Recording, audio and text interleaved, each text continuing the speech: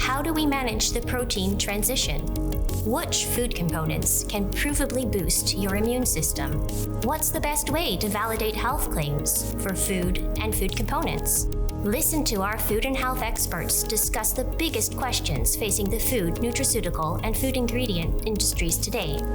Welcome to NIZO Talks Food and Health.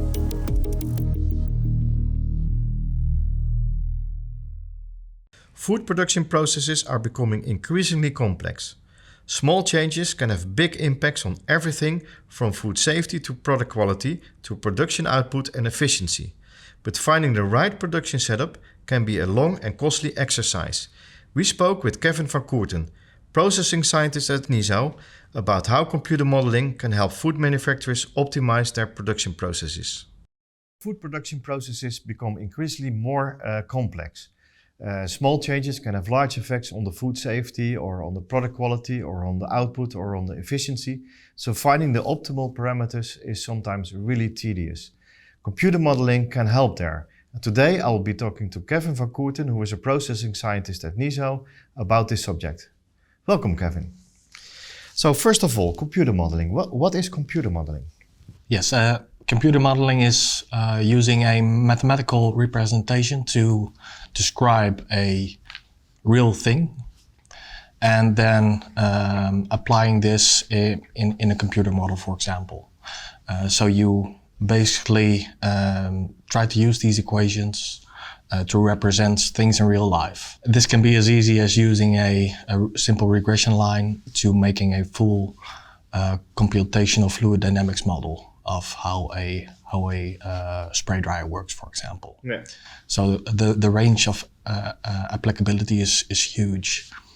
And on the other hand, you can have a random description of what's happening, or you can have a fundamental description of what's happening. So using models that have been fundamented in from history, for example, heat and mass transfer equations.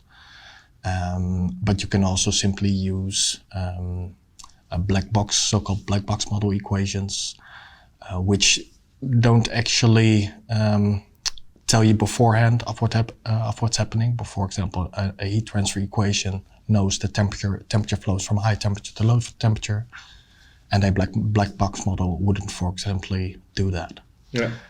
In addition, what you can have is if you define things in models, you also create sort of a nice knowledge depository because you don't have to look up all experimental data in books or in reports. You can just have this simple formula to describe this whole range of data. Yeah. And that's also of huge value. If you look at computer modeling and food manufacturing, how can such technologies be applied to food manufacturing? A very good question indeed. In food has been lagging behind a bit in terms of modeling to, for example, the chemical processing environment. Yeah.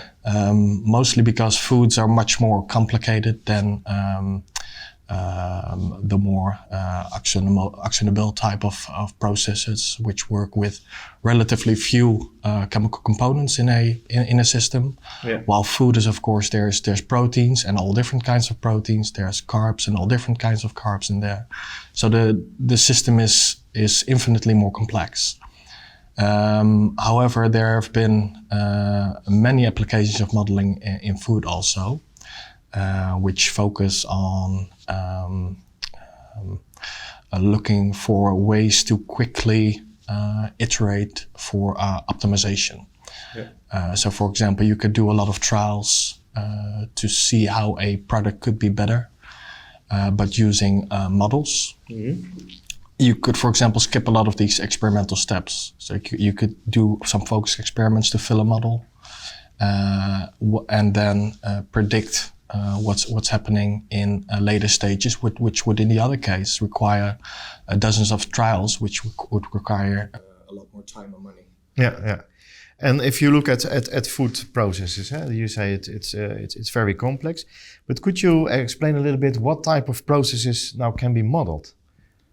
Yes. There's the main ones that are at least that in my experience, are used are the drying-based models are very widely applied. So membrane processes, which is concentration, sort of not really drying, and then evaporation and spray drying. Mm-hmm.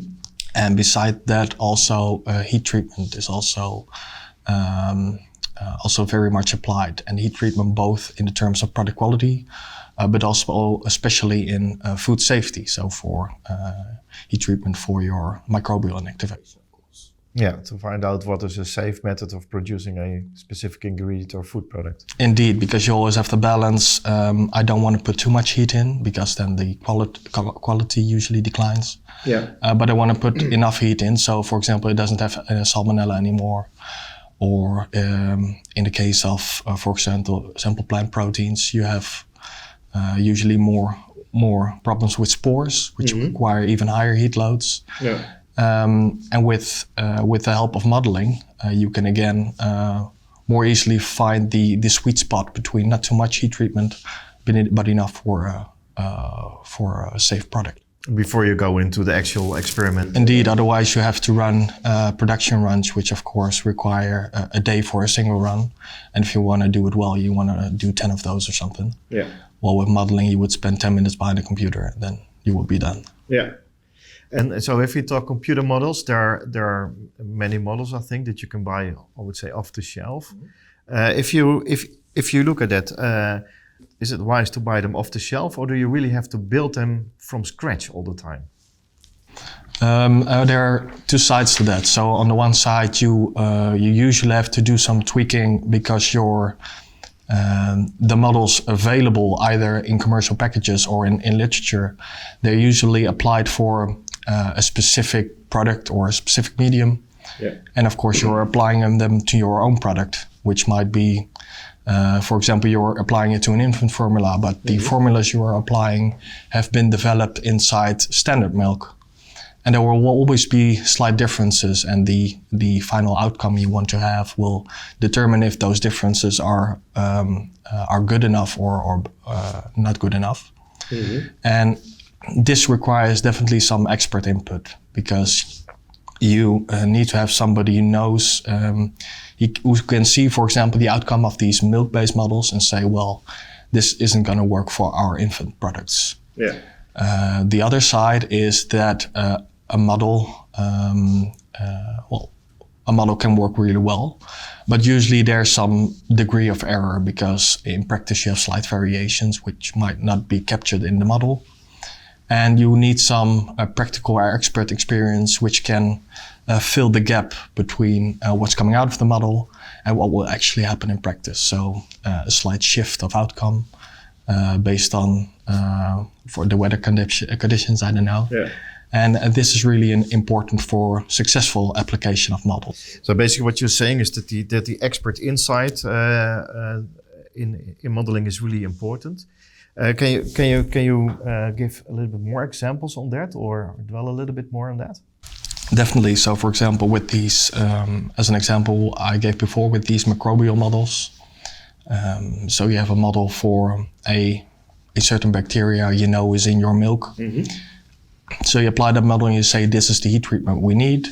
But your microbial expert says, well, I know that we have a separate genus which is slightly different, and I know that you need 10 degrees higher, for example, to completely inactivate it.